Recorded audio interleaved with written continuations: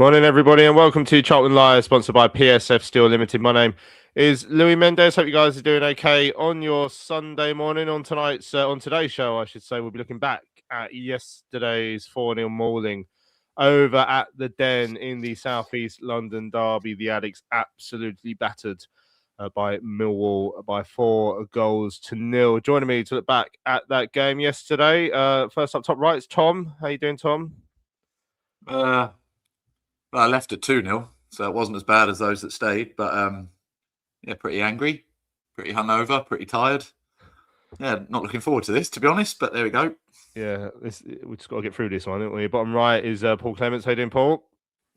Morning, Louis. Morning, fellow addicts. Yeah, similarly, looking forward to getting into it because utterly frustrated, as will be all addicts fans out there, and interested in what our fellow co-commentators think about it and getting into the weeds of this, because there's a lot of questions to dig into, lots and lots to unpack. So let's do it.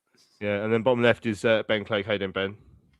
Yeah, mate, I'm all right. I always feel for you in these situations. You obviously sat around all the Millwall fans, then have to interview a Millwall player, probably the Millwall manager, and then have to ask Nathan Jones some very hard questions, I imagine. So yeah, you're probably feeling worse than we are. We could just go away and have a few beers to forget about it, but you have to endure all that. Yeah, I'll tell you, I felt for the Charlton fan who was sat in the row in front of me in the hospitality with all these Millwall mates. He sort of introduced himself to me before the game, and we was chatting, and yeah, he had a very difficult 90 minutes with all these Millwall mates who were clearly very, very much enjoying the occasion. But we weren't. We were terrible. We bottled again, as we always do at Millwall. We're going to hear the goals shortly, because obviously I think we should hear what Brownie has to say about them. We're going to hear from the Addicts boss, Nathan Jones. We're going to hear from Lloyd Jones as well. We want to hear from you guys. As I'm sure you can imagine, there's plenty of you who've got lots to say in the chat and in the email, so I'm going to get to as many as possible. But if you're catching up on catch up, or if you're just watching live, you can read so much comment in the chat as well. I'll share as many of them as possible, because there's a lot of frustration after yesterday. You completely understandably, because Charlton just didn't show up again at Millwall, and we got well beaten, and massive. I mean, even taking aside the rivalry from yesterday, obviously the massive concerns about the performances recently, that they're not getting better at the moment. There was maybe a couple of games sort of just after Christmas where you're thinking, oh, okay, there was a bit of an improvement there, but it's just gone backwards again now. So loads to be concerned about. Let us know your thoughts. Email studio@charltonlive.co.uk. You can tweet us at Charlton Live, or do what everyone in the chat's doing. Like Stephen says, we need some straight talking. There's a lot of opinions and hard truths need discussing this morning. Powell saying, just compare our performance yesterday against the home game against him in September. What a difference a few months has made. So yeah, let us know your thoughts. Try and keep it clean. But yeah, a lot of anger yesterday. Tom, you're in that away end for 83 minutes. Happily, you're on the train. You're probably at London Bridge by the time it was 4-0. But sum that up for us. Angry, pathetic. What do you want to say? Yeah, pathetic, completely gutless performance. I don't know where we go. I don't know where we go from here. And you try and take the emotion of the fact that it's the derby game out of it. Excuse me, but obviously that factors into it as well. But you play that badly against anybody, you're going to be angry. So then you factor in the fact that it's them, and it's 10 times worse. I wasn't at the Southampton home game, luckily, but I was at Boxing Day at Norwich, and for me, that was the worst we'd been. But this was 10 times worse than that. There was just nothing. And even when we've won games, we've talked about our lack of creativity going forwards, and our lack of flair, and our lack of goals. So that you kind of come to expect, and we're going to have to just create one or two chances. But I don't expect that defensive performance. I don't expect us to be losing that many one-on-one duels. The players need to take a hard look at themselves. Jones needs to take a massive look at himself. I've obviously been very defensive of him, and I'll start this show by saying I still don't want him gone yet, but he's got a lot of questions to answer, because the lineup for me was poor. The formation, it just isn't working. But when you put those players out in any formation, whatever is going on, you expect the players to at least fight, and they just didn't. They were completely gutless, and I've seen us lose at Millwall a lot of times in the past 15, 20 years. the worst one for me. Even leaving at 2-0 to get rolled over so easily, it could have been 5 or 6, and it would have been no less than we deserved. It was humiliating, embarrassing. I don't know what more I can say really. It was just a shocking performance, and in terms of the league now, remain bang in trouble. I don't think Millwall away is going to define our season because of where they are. And let's face it, they're a good team. You know, Aziz was unbelievable yesterday. They're a very good side, but you can't go to your nearest rivals and play like that. You just can't. No, I mean, to concede 3 goals in 10 minutes, it should have been 3-0 at half time anyway. So maybe I'm making a point that's a bit moot here, really. But when you fall away like that right at the end of a game as well, it always raises some pretty big questions about the mentality in the group when you start to bottle a bit at the end and wilt and fail right at the end as well and concede goals consistently. But anyway, let's hear the highlights because Brownie made a good point actually on them. This is Greg Tell and Brownie over on Charlton TV yesterday. Ball into the box, flicked on, and it needs a save from Kaminski, and he's touched it into Coburn, and Millwall have the lead out of sheer luck. I don't know what you'd call that. It's off of Ramsey. It's not Ramsey. Yeah, he thinks Kaminski's making the save. Kaminski doesn't get in on it, and Ramsey can't get out of the way, and it hits Ramsey into the back of the net. First things first, you can't allow Aziz to have that much space. He is their danger man, and it's no secret, that one. And that's twice we've seen him get on the ball in his first 10 minutes and been allowed, or 7 minutes, and be allowed to cut back on his left foot and deliver. You can't allow that supply. 6-yard box, headed in, comfortable header. But didn't react quick enough, I don't think, to Taylor, I think it was, who got there first. Looking to see the number, pretty sure it was Taylor. Just ran across, but got there first. Millwall are 2-0 up. Yeah, delivery to the far, and he was just allowed to drift inside. Didn't have to do a lot, really. Didn't even have to jump. He's on the run outside. Up against Burke. Cuts inside on his left. Now back out on the right. Penalty. Burke dived in. Aziz came back outside of him. Burke took him out. Penalty to Millwall. Steps forward. Strikes it. Saved away by Kaminski. Can he get to the rebound? No, he can't. He's gone in off the rebound. Don't know who actually got the final touch, but Millwall players following it up. It was Kaminski with the save. Negley got it back across. That could have been an own goal as well. I don't know. Actually, difficult to tell who got the final touch there. Yeah, I can't help at this moment tell, but it's a save. Maybe Cundle. The ball into the box. Ramsey across, heads it straight to Imaku, who finishes for 4.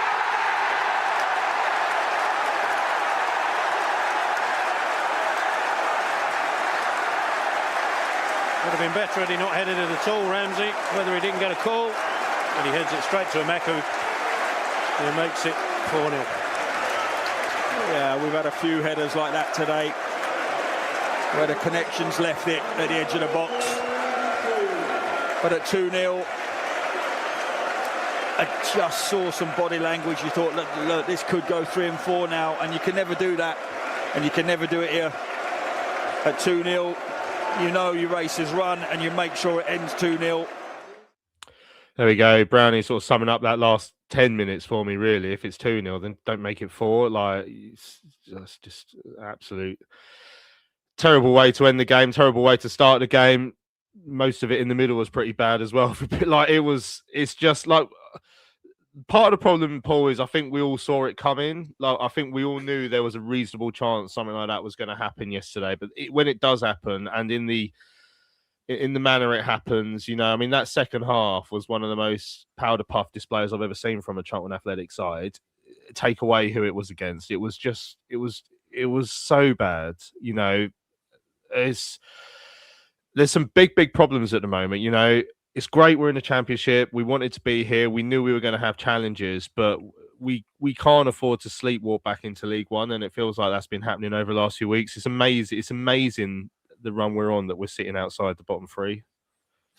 Yeah, it is, and thank God we had the start we had. But I think when you step back from this and you look at where we're at, and if we're honest with ourselves and analyse what's actually happening with the team, arguably there's only 2 or 3 players, I think, over the last few months that can hold their head above anything in relation to trying to get consistently good performances out of themselves for the team.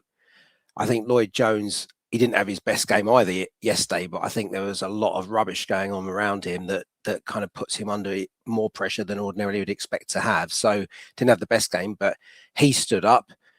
Bell, whenever he's fit, stands up and seems to be such a critical player for us at the back. And if he's out, we're in trouble. And Therese Campbell has, he's got a couple of goals recently. He's always threatening, regardless of his end product, which I know frustrates some fans, but he's always threatening. He's always a live wire, and we know the opposition fear him. So you can put ticks in the boxes of those players, but other than that, the rest are off form.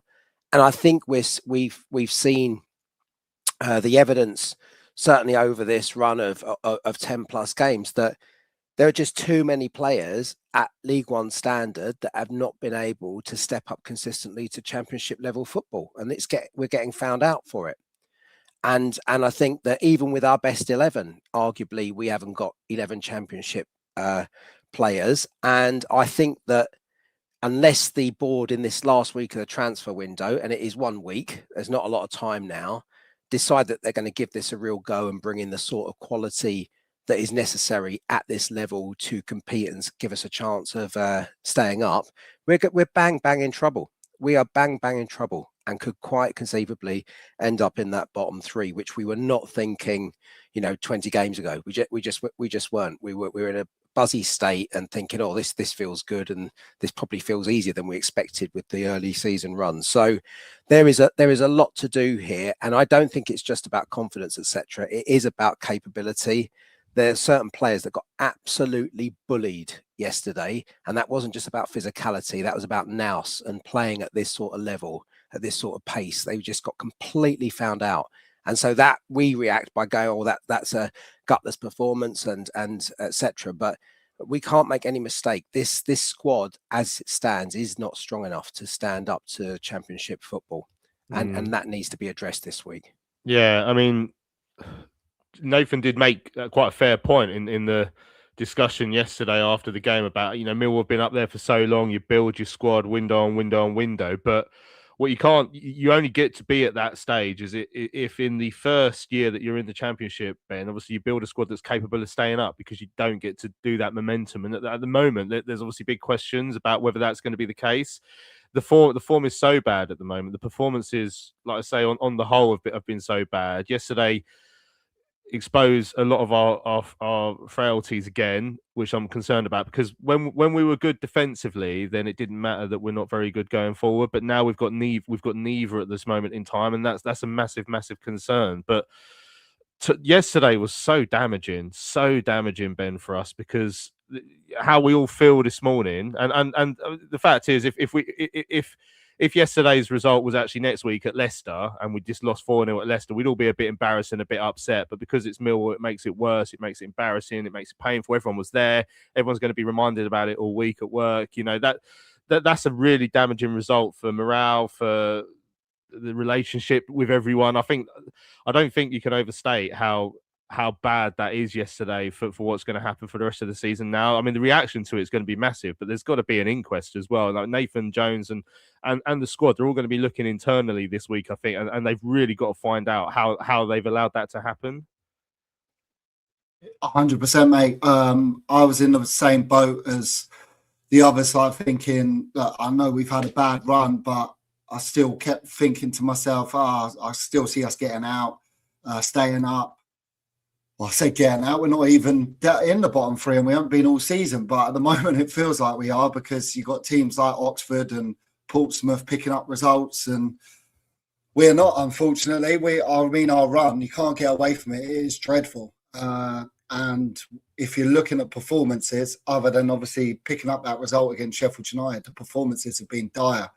And the main thing is we're just not creating chances. Like yesterday, you cannot say, oh, do you remember when Dykes missed that chance? Do you remember when Kelman came on? Oh, if he would have put that away, that would have been good. We're not getting any chances to cheer about. Like Tom there saying, oh, I went to the station at 2-0. Like, who can blame anyone? It's like we didn't even look like having a shot in that second half. That's what is the worst bit for me. I listen to EFL pods, and I heard them saying in January when they were making their predictions for the rest of the season, saying, "Oh, I can't see Mill getting in the playoffs because they don't score goals." Like their goal difference was in the negative going into yesterday, and we've let them beat us 4-0, and it should have been 6 or 7. Let's not get away from that. So yeah, I mean, we just didn't turn up yesterday from minute one, and you think at half time, time to rejig it all, move people about, etc. And that second half was even worse. And you're just thinking, what has happened in that half-time interval? What has Nathan Jones said to him, or what hasn't he said to him? What hasn't he addressed? What isn't he doing with these players we spent big money for on the bench? And our captain's just totally not in the squad anymore. And not saying I think he's played well. I don't think he's played great. But it all seems suddenly like, as I was saying at the start of what I was saying there, is that I don't think we'll get relegated. And I think Nathan Jones was good enough to turn it around. But yesterday was catastrophic in the way it's turned out. Like, I mean, we got battered. Should have got bad by more, and I cannot take any positives from yesterday. Normally we can come on here and go, "Oh, those bits were good." So yeah, as Paul and Tom have alluded to, this week's going to be huge in terms of the last week of the window, picking everyone up from the floor and trying to get to the training ground and work out ways we can at least have shots on goal, because that for me is the most alarming thing. We got one back against Derby, and then we didn't even have another shot after that against Derby. It's just like, this result was coming. Didn't think in those circumstances, but it's coming. And yeah, you can't keep saying, "Oh, I think we'll stay up. I think Nathan Jones will do it." It comes a time where you go, "Well, we've got to see something different on the pitch." John says that we're rapidly regressing player for player. Millwall were far superior. Spam says it was one of the most worrying performances in a long time. Rostos said he wants the manager out. He says he feels he's lost the dressing room and he can't pick the right side at the moment. Players out of position, players who shouldn't be near the squad, players need to take a lot of responsibility as well. And HRH says the question is, what has gone wrong and can he fix it? So, I mean, look, we all saw social media last night. Rostos wasn't the only one who's starting to question the position of the manager at this stage, Tom. You know, I think Crab's question is, where can he fix it? It is the big question at this moment in time. I don't think we're at the stage yet where the club are thinking about any decisions or anything. So what they will be thinking this week is this is a massive job now to fix things in the transfer market. And obviously Nathan will have to play a part in that and think about what he needs to do to make this better, because otherwise those voices will start to get a little bit louder. Yeah, and as I said at the start, look, I'm Jones in, but I totally understand the people that aren't. The people that want him gone, there's a lot of justification for what people are saying. And I said to you boys yesterday after the game, didn't I? If we had a different manager and Nathan Jones came in tomorrow to manage this side, would he be picking the 11 that he's picking at the moment? And I just don't think he would, which then speaks to the fact that, well, why is he doing it? What's gone on? You know, Doc's not the best midfielder in the league by any stretch, but he's club captain. And we've seen him able to put in performances, particularly in a game like yesterday, where you need someone with a bit of grit in there. Why is he not playing? Look, Anderson, I love his energy and I love his enthusiasm, but he's not at the level. That's clear. I thought he was slightly better against Derby than he was against Sheffield. But for him to have 3 games back-to-back with the performances he's put in, and we saw when he played at that base without Coventry against Sheffield how bad that was. So why are you chucking him in at the Den? Why is Coventry on the bench? That one's bizarre. Why is, Kelman is I would argue, possibly our best striker. He's the one who can probably get a goal out of nothing until Godden gets fit. He's not been playing. Why? Why has Lyndon Dykes come in like he's Erling Haaland and just guaranteed a start? Because it's not like he was banging in 50 goals a season for Birmingham or any of his other clubs. So why is he suddenly just being given the run of the forward line? Why Apter? The same question, Apter, over and over and over again. Why is Apter nowhere near this side?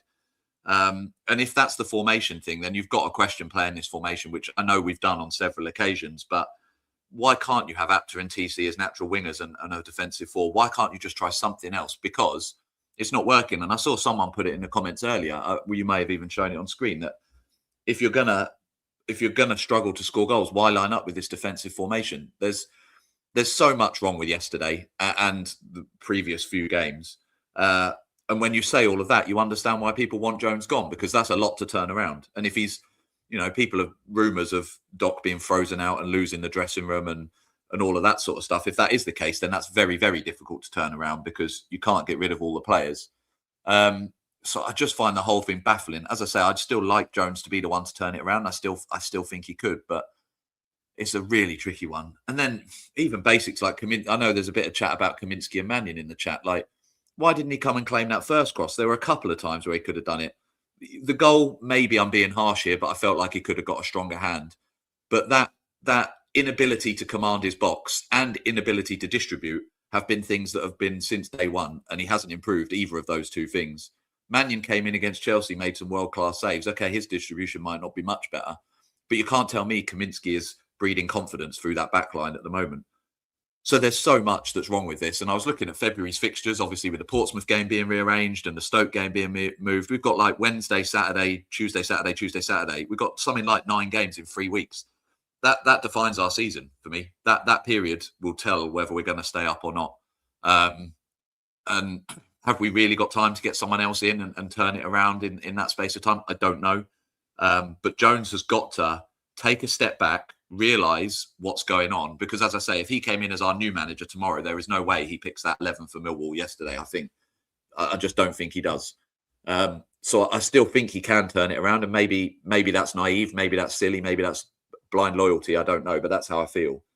But the people that are calling for his head, I totally get it. I just don't think there's an easy answer. If he goes, who are you putting in? That's the big question. But yeah, you know, when you list all that, it's a sorry state of affairs, and Leicester away isn't going to be any easier, is it? So it's relentless. It's relentless, the Championship, and we were enjoying it when we were up, but now we're down there. It's a real grind, and you just don't see where the next win's coming from at the moment.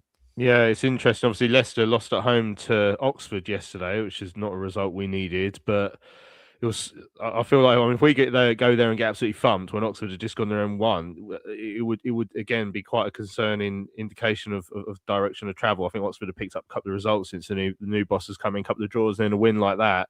I think that there's some suggestion Cifuentes might go. I don't know if he did go yesterday. I didn't see it, but yeah.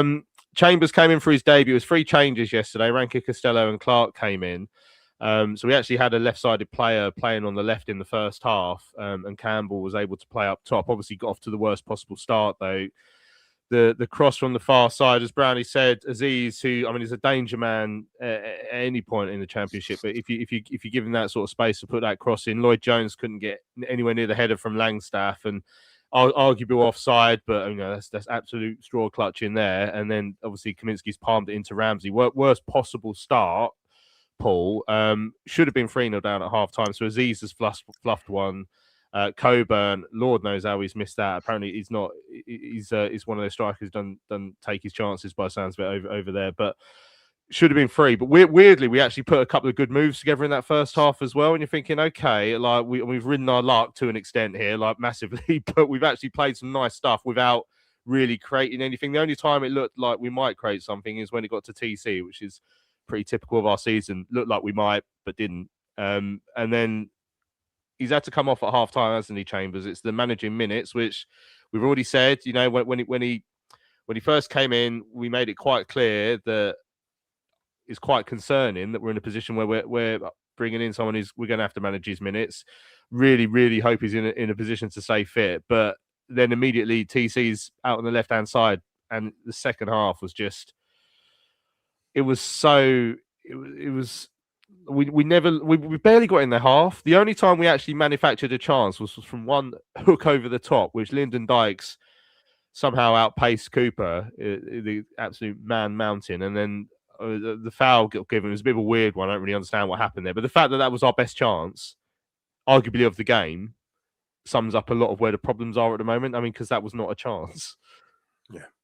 Yeah, that's that's a half chance at best. I mean, look, the problem we have, and this goes to the investment, the amount that can be invested, etc. If we're gambling, and I do see it as a gamble, regardless of whether it was the board's first target, whatever, it doesn't matter.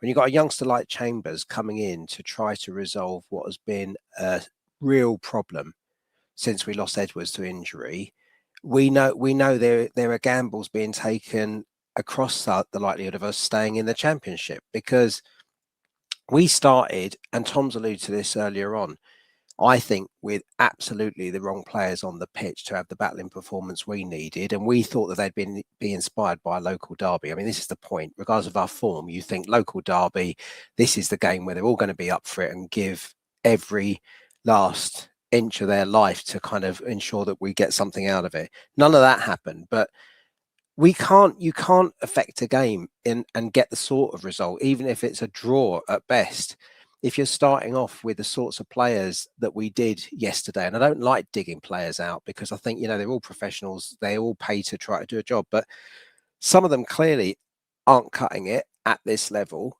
And if you know you're only going to get 45 to 60 minutes, however many minutes, from a player like Chambers, who's coming back from a long-term injury, then you want to make good. You really want to make good the time that you have on the pitch and then try to consolidate that. The problem we had is, unfortunately, Ramsey was getting bullied on his side, as were the other areas. And when you go a goal down and then you have to sacrifice that round peg in the round hole that you've brought in to try to fix a problem, you're bang in trouble, because you're trying to then negate. You're trying to fix something that you don't have the tools to fix. And so, like, the one bright spark, even though he fell over a couple of times and didn't get a pen, and nor should have he got a pen because it was too soft. But Campbell was getting into their area. If we think about touches in the area and stuff, he was getting into their area. As soon as he's back in that left wing back position, and he's naturally not strong defensively. And why should he be? Because he's not a defender. He's an attacking player. When you're having to deal with that, of course you're going to be on the back foot. And it just went from bad to worse from there. And I think in there lies, I think, my biggest frustration. And I don't know, it's none of my business. I'm not putting millions of pounds into, or tens of millions or hundreds of millions into the club, but there are enough of the owners that attend games and the board that can see where the issues have lay, and to be 3 weeks plus into January and not to have come up with a credible plan with enough investment to fix the frailties of the areas that need to be fixed. I think that's where a lot of this problem lies. Managers don't turn into rubbish managers overnight. They've got methodologies, they've got beliefs, they've got styles. Some players can't deal with those styles because they're either too draconian or they're too, they're too difficult for them to deal with. So you get all of that. That's the norm. But in general, this genuinely, I think, now is about the amount of investment and in the right areas, and the willingness to either put your hand deeper in your pocket to help sort it out and cut your losses on a few players if you've realized that they're not going to work out.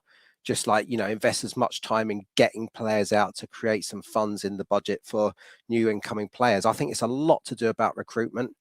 And I felt that for weeks, and I genuinely thought coming into the opening day of the transfer window, within the first few days, we were going to get 2 or 3 players in to start stabilizing it and upping the quality. We're now going into the last week, and we've got no visibility on how much investment will be made. But I'm bloody praying that there will be some, because otherwise we're staring down the barrel of League One football next season. It'd be an absolute disaster. Like, it should have happened already. How many games have we had in January now? About 4 or 5, excluding the cup game. I can't remember, but it should have happened as soon as possible. The fact it took 3 weeks to get a left-sided player in is disaster, because we knew we needed that. We knew we needed that, and if we're waiting for Chambers, then it feels like there had to be a backup plan, because there's points we're thrown away. It feels like a handful of points we've let go. Right, we'll hear from Nathan shortly. I'll just whiz through the goals in the second half. We can't spend too long on all the goals we concede, otherwise it'll be here all day. But the Caleb Taylor header from the corner on 82, they finally got their second goal. He had a run on Burke. Basically, Cooper had a block on 2 of our players, including Ranky Costello, which meant Taylor was able to have the run on Burke, rose above him easily. It was a clear penalty from Burke's challenge on Aziz, which Kaminsky saved, but then obviously Millwall were the players who got there first, and then Ramsey's, he's already had an own goal at the start of the game, and then his header straight to Amaku, who, they're bringing off Amaku off the bench, and he from what I hear, he's quite inconsistent, but he looks a decent player when I've seen him, and they've got that sort of quality coming off the bench, and we didn't yesterday, unfortunately. Overall, didn't have players who put in performances like someone like Amaku, who's only on for a short amount of time, but played well and scored a good goal. So that sums up where the two sides are. Right, let's hear from Nathan. I'm going to try and get to as many of your comments as well, because I've got a lot, as you can imagine. But this is what the Addicts boss had to say after yesterday's hammering over at Millwall. Nathan, it's a damaging result today. What did you make of it? Look, it was an embarrassing result, and just as bad as the result was the performance. First off, we were in the game, but we weren't really anywhere near our levels.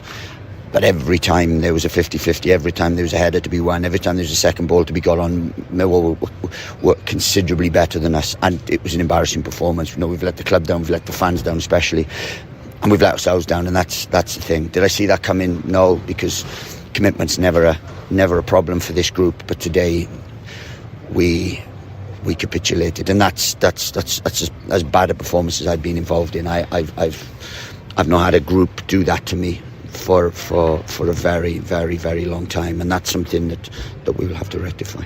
Defensive solidity out the window again today. Look, they won the first ball, they got on seconds, they got it wide, put it in our box. They simplified the game, did it very, very well, and we couldn't handle that. We couldn't handle any of their physicality. We lost every duel. Their centre forwards dominated our back players. Their wide ones put balls in the box.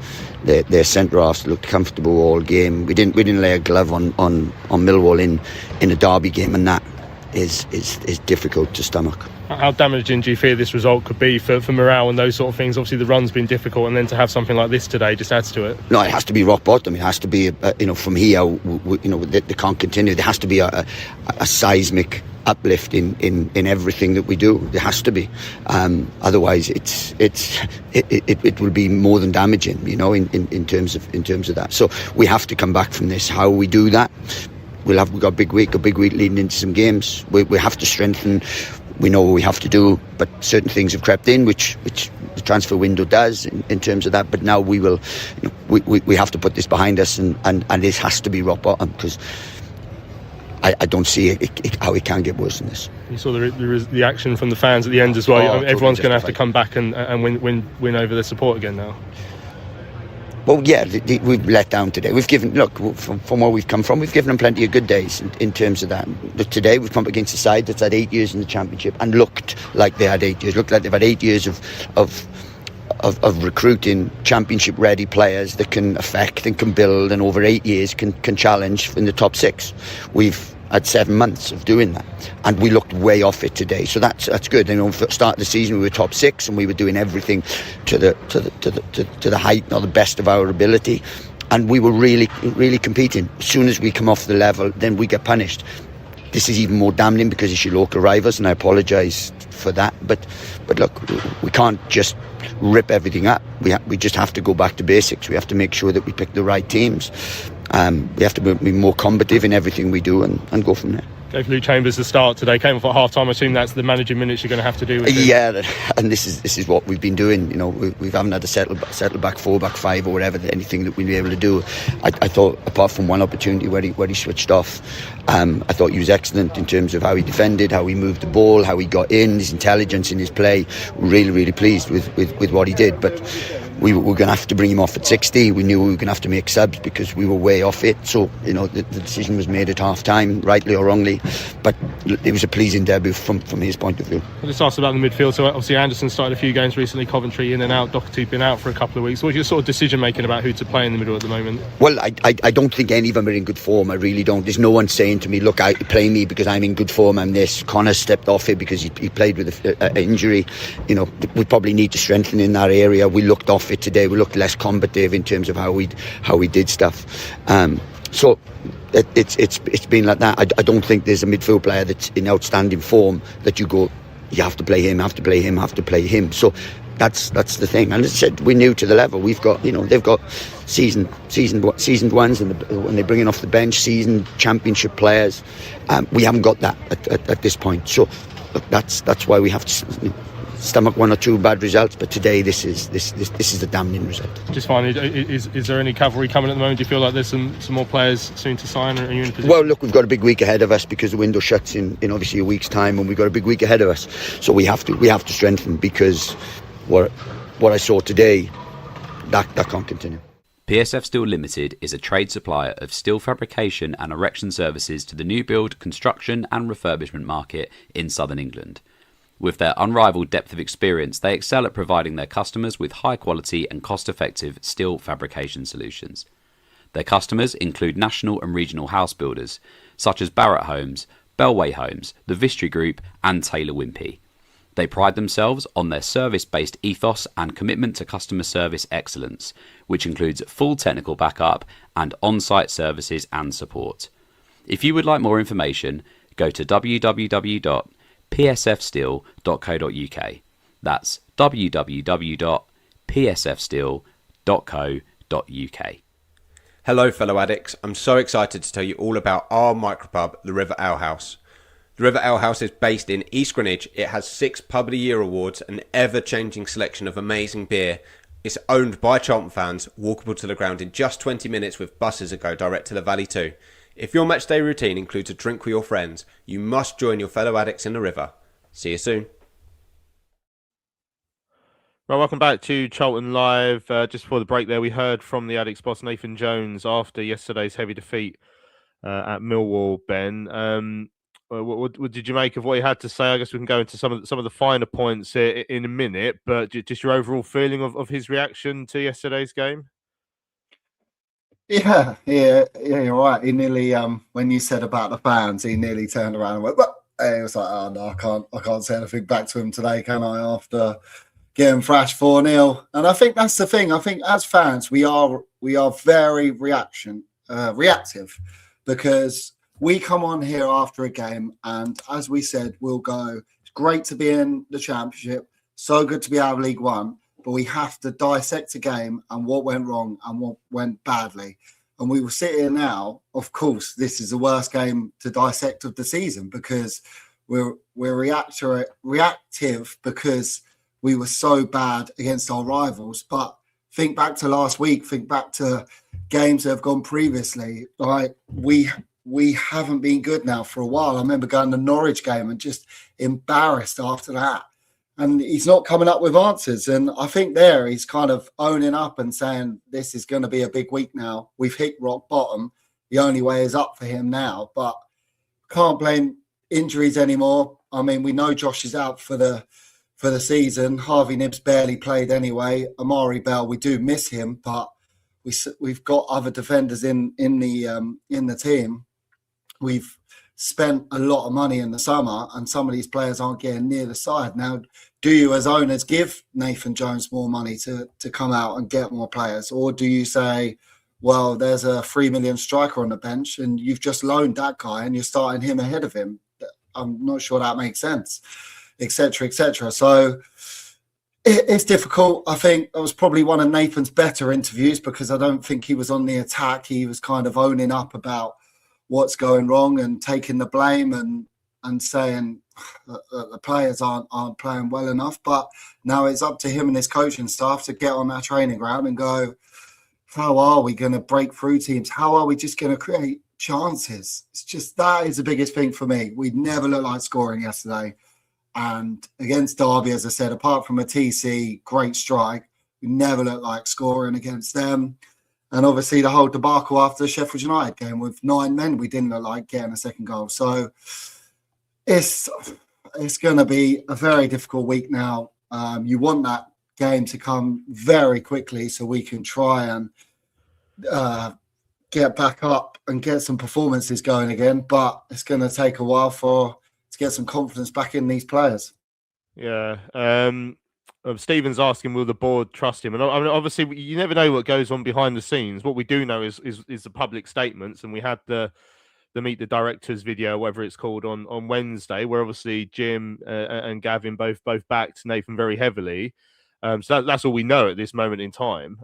But yeah, one of the bit there's obviously so many. There's only so long you get in an interview, Nate, Tom. But one of the things I did ask Nathan about yesterday is something you've already sort of mentioned a little bit. But the midfield, I can't understand how Croy Anderson is starting games of Championship level football where we need to play a bit of ball. Like I could see him coming on in a game away from home when you're 1-0 up and you need to disrupt, and I think he could do that. But in a game where we're going to have a bit of possession, and I think at times in that first half yesterday, it was pretty close to 50-50 in terms of time on the ball, particularly we strung a couple of moves together yesterday. But some of his passing is simply not Championship level at the moment, and so I asked him how he's choosing that midfield because I just can't get my head around it. I'm not sitting here and saying that Doc's going to come in and start pinging the ball around like his prime Paul Scholes or anything like that. And Coventry moves it a bit better, but does he play these incisive passes that much? Also, no. But I can't get my head around how the midfield is being chosen at this moment in time. I asked Nathan, he says they're all out of form. Probably fair, but that's a problem because they're the ones we have. We don't have any other ones. So, obviously JRC came off the bench the other day. He's played well against Coventry. I don't know what the answer is at this moment, but I don't think the answer is what we're seeing at the moment. The answer definitely isn't Croy Anderson away at Millwall. It just isn't. And as I say, I feel horrible having to say it really because it's not Croy's fault that he's not at the level. He's being asked to play, and as I said about the Sheffield game and the Derby game, he doesn't hide. We're away at a very tough game yesterday. He doesn't hide. He's always showing. He's always trying to get the ball and play. He's just not good enough. It's as simple as that. So that's the manager. The manager effectively there is hanging out a young player to dry when he's not capable of performing at that level. And Jones can come out and say, well, no one's playing that well. Well, when was the last time we saw Doc play apart from that Chelsea game? You really going to judge him against the Premier League side? That seems a bit harsh. Joe Rankin Costello has shown glimpses. He's had moments, so I can understand him being in there. Coventry, it sounds like maybe had a little bit of a knock, so needed a rest. But look, Doc's played at this level, and Jones talked about him being Championship level at the start. So if he's not getting in now, it suggests, again, I know there's rumours swirling about those two falling out. It's hard to see past that really, because why else isn't he getting in? And if he's saying no one's on form at all, well, what then? Why is he then picking Croy? Because Croy was poor against Sheffield, a little bit better against Derby, but not brilliant. So why is he keeping him in? If form's poor, then change it. Try something new, and he's not. Ibby Fuller, we saw that cameo from him way back. When was it? Against West Brom, and then he's been nowhere, and then suddenly he's the answer, and he's coming in and playing games and. Chucking him in again away at Millwall, it just seems like a bit of a Hail Mary decision to play him. It goes back to the same point about Lyndon Dykes as well. Like, I'm not here just to dig him out. He's only just arrived at the club, but we had Kelman starting to find some form. We had Leeburn playing better. Suddenly, neither of them are starting a game away at Millwall, and when Leeburn's through the youth system as well, and he's going to have that history of that rivalry, I find the whole thing baffling. I agree that the midfield needs strengthening, and we said this on Thursday's show. I think that we haven't got a creative ball player midfielder. We've got no one who can play between the lines, but we have got players that can dig in and can work hard and can be tenacious, which is something we need. He's just not picking the right players for me. So, look, as I say, some of the players are not at this level. That's not their fault. They're being asked to do a job and they try, and I put Croy in that. Some of the players are being harshly treated for me by Nathan Jones, but we also need strengthening in there. So it's a huge week. It's an absolutely huge week. But I don't know what the answer is. But I go back to that point. If Nathan Jones was our brand new manager yesterday, he's not picking that midfield. It's as simple as that. He's just not. So why did he pick it? Why? That's the question that he hasn't really answered. And that midfield has been overrun pretty much all season. So even when we've won games, that midfield has been underweight and as I say, lacking creativity, and that's something probably we can't address until the summer when we know what league we're in. But it can fight and it can give options to the wide players if you've got both Apter and TC there, and that's how we were getting joy in the early part of this season, and I don't know why that's just not the case anymore. Yeah, I'm just looking at some of the tweets actually. One Stripe says we all knew it was going to be like that. It doesn't stop hurting. One day, one day, our day will come.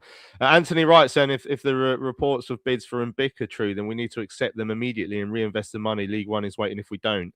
I don't know if many people have picked up on this yesterday, but he scored a good goal yesterday. But it sounds like he came off injured for Colchester yesterday. Now I watched Cowley's interview and I couldn't hear anything about the severity of it, and there was a video of him joining in the post-match celebrations, so hopefully nothing major. But yeah, I'm not convinced we're going to sell him this window anyway. But yeah, interesting stuff. Let's have a look at a couple of emails as well. We've again, I'm not going to get through all of them because we've got about 10-15 in there, which is sort of what I expect after a game like yesterday. So big thanks to everyone who does send them, and like I always say, I read them myself after the show and before the show, so I will definitely take them all in. But McSquared said it was very much a case of men against boys against Millwall yesterday. They were far better in all areas of the pitch and looked every bit a side that was challenging. Aziz was a class apart and we couldn't deal with them. And we were totally out-battled and out-challenged throughout the match. He says far too many of our players seem to lack physically at this level. It says TC and Fuller in particular. It's always going to be a gamble throwing Chambers straight in as he can't be anywhere near match fit.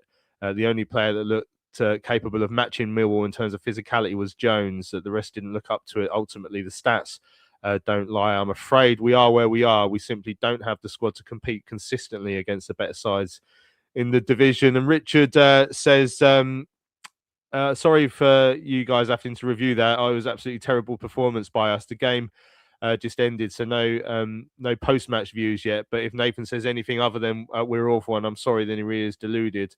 I'm not necessarily totally blaming him. The players have to take some responsibility too. They were second best over the pitch. He did follow up, say Nathan did face up and say we're awful, so fair play to him for that. Stuart said the result is what it is. We started the game well, we're on the front foot, but the first goal deflated after us. We reverted back to a common theme in the last few months, which is a lack of intensity, second to everything, and slow. I fear there are a few players in our squad who aren't good enough for the level starting games. It says Macaulay Gillespie has always had a defensive blunder in him. And in League One, the cost-benefit ratio of what he offered was in his favour. At the Championship level, he's not. He says the other player is Roy Anderson. I hate to say this as a young player. He works very hard for the team, but he simply is not good enough. He says, I'm a big supporter of Nathan, and regardless of how this season ends, I'd stick by him. However, it may be worth changing up the backroom staff with some coaches with a bit more it's an interesting point. It's often one you hear people say, "Oh, you've got to change the backroom." Like it starts at the top. I mean, Nathan obviously picks his backroom staff and all that sort of thing. So I think I never really agree with that opinion. Cheers for that, Stuart. You're obviously more than welcome to share it. I often think, like, if you're going to change things, it does start at the top. I'm not saying you should or we will. I don't think we will at this stage, but yeah, that's how I feel. Right, let's hear from Lloyd Jones. Like I say, I'm going to try and get to some more messages as well.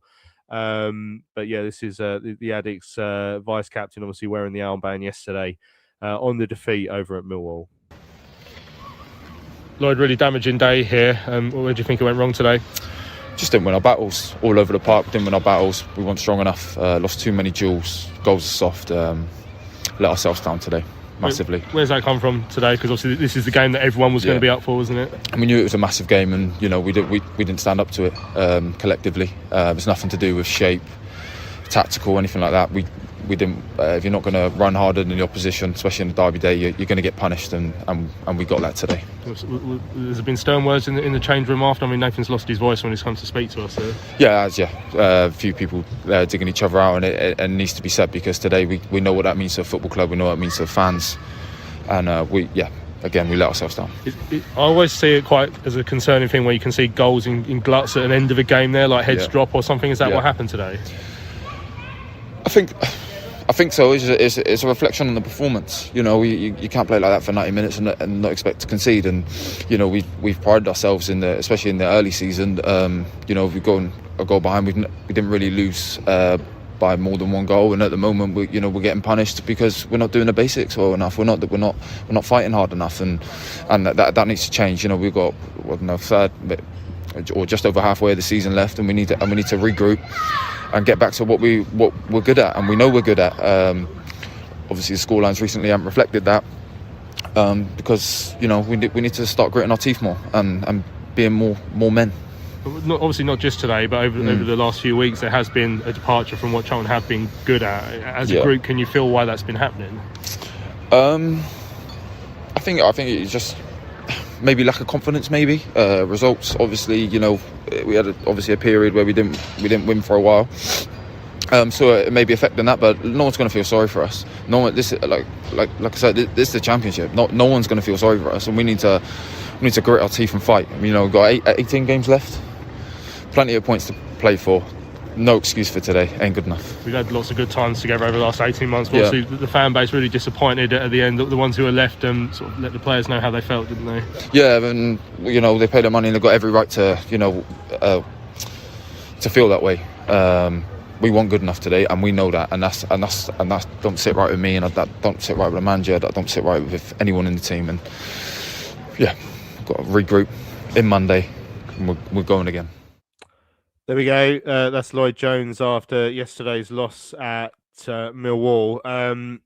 Stephen obviously said, this will be the message, not just for Lloyd, for the manager, for all the players who we know will be feeling, well, like there's a lot of work to do. But he says words are cheap if you don't act on them this coming week. It's huge. That includes Saturday. No more lip service. Actions is what's needed now, Paul.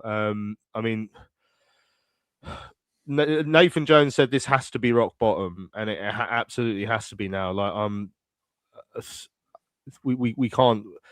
I don't want someone to be tweeting me the bloody what's his name Mick McCarthy meme next week and say, it can't get worse. It can, but it feels like it can get worse, but it shouldn't, because we have to react now. If we want to stay in this division. If we want to have big crowds next season, if we want to go to some big clubs next season, I never want to go to Burton Albion again. Like, I never want to see that roundabout that you have to walk. It's a half an hour. I never want that weird badge that's basically a fat bloke. Like, I don't want to go there again. We have to sort this out sooner rather than later. The players will need to look at themselves. They need to get solid at the back again. That's what they used to be good at.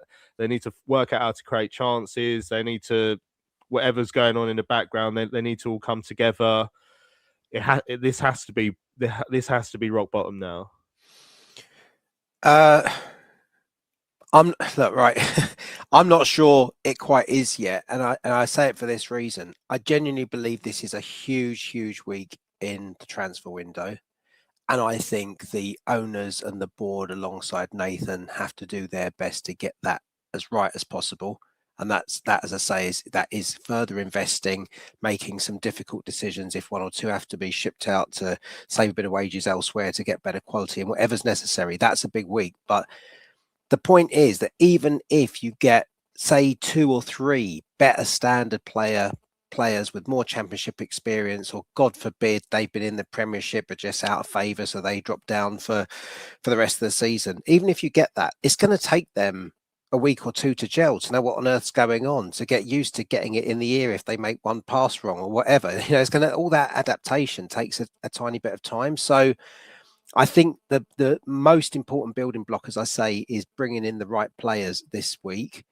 And that's not unfit players, I hasten to add. If that's what we're doing, and we're going to gamble with taking half-fit players in and hoping they get up to speed over the coming weeks, I think that's going to be a bloody disaster. I think we just need to be, probably as hard as this is, patient and looking at what happens next. If we see going up to Leicester next week, Croy's name on that team sheet again, and God forbid Bell not being fit and having to go with Gillespie, who's completely out of form at the minute again, we can expect it to be bad. And it might even be worse, because Leicester are desperate for points, because they're slipping down and they're facing a points deduction. If that's 9 points, they know that they're going to be dragged into the relegation zone. So they got every motivation to try to put us to the sword. And so it might be tricky next weekend. But as I say, it's looking at how does the club, not just the manager, address the problem we find ourselves with now. And that is generally upping our quality and numbers in positions to make sure that we stand a battling chance. And I know just through my work connections, owners of another league club, I'm not suggesting they are doing this, but I do know that particular co-owner of a club in a different division from us now, they have got a mindset where they see a bigger picture, and actually they do tolerate going up and down. And the fact that they actually, in the season that they went up, built a stronger squad that if it goes down, they genuinely have belief can go again, and it's a more gradual kind of transition and growth of the club. I hope our owners and board aren't thinking that, because we've felt the pain of the last 5 years in League One. It's not a given that even if you have got a stronger squad, you coming back up again. There are big teams in the rounders when Sheffield Wednesday stabilise, etc. That they'll be the ones that will have the investment and really have the opportunity to kick on. So we have got to stay where we are now, and our board and the investors need to really focus on supporting Nathan. And I think if it's another week that's very difficult next weekend, as long as we know that there are strong enough players that when they settle in a week or two are going to give us that fighting chance over the next 18 games, then I'm okay. I think if in 2 or 3 weeks' time we've strengthened and we're still playing really poorly and not delivering any form of performance, that's when you absolutely have to focus on the management and see what happens next from there. Yeah, man like Mark has taken the words out of my mouth there. He says we can't afford to do that. What the owner of the other club was saying about League One, which is it would kill us, man. It would. Like, people have sort of obviously come along for the ride recently. The crowds have gone down a little bit. I think the Derby game was quite a low one. It was a Tuesday night, though. Having said that, but we can't afford to go back down to League One. Like, it's just so crap, and people would just go away in their droves again. They don't want to be there. So I mean, it's a massive week. It's an interesting point. So all hell, obviously with the transfer window, all hell let loose is wondering if we might bring Bree back. But Ben's just pointed out in our private chat, obviously Southampton away at Portsmouth today. We need them to pick up a bloody result. James Bree starting in that game for Southampton. So looks like he's obviously part of Eckert's plan. So I'd be shocked if he comes back to us now. But yeah, Ben, what needs to happen in these next 7 days or whatever it is? I haven't worked out what date the transfer window closes yet. I'm sure hopefully I won't need to know. Hopefully we'll do all our business tomorrow and I'll be happy. But obviously that's not how things work in the real world. But yeah, what do we need? What do we need between now and the window closing? Nathan mentioned midfielders yesterday, which Richard said to me, we think that's the first time he's actually said that. Yeah, I was surprised when he said that, because he keeps saying how many midfielders we've got and we don't need to strengthen there because that's one position we've got a lot of players in. But then a bloke on Twitter yesterday was saying how Wickham were very close to signing Greg Doherty until we got an injury. So unless that's what's happening, unless Doherty is going to Wickham and we're trying to get a player to come in and replace him, which seems bonkers, doesn't it, that our captain, like, you just loan him to a League One club when our backs are up against the wall. I kind of think about how last season, and I don't think we've addressed it that much, that we had a balance on both sides of Campbell running at them and Thierry Small the other side. And we just totally don't have that anymore. At least when Bree came in and he was playing quite well, we at least had him bombing forward down that right side, crossing balls. Obviously, he scored a couple of goals as well, so that evened the balance up. I think that would majorly help. Could I see Nathan Jones doing that? Probably not. But yeah, someone at least taking the ball to him down either side. Because, I mean, we mentioned it yesterday, didn't we? How TC, he was our only outlet. He was the only person trying to do something. Kerry had a couple of opportunities, I thought, to have a shot outside the box, which he didn't do. But yeah, I think we've just got to have more attacking outlets.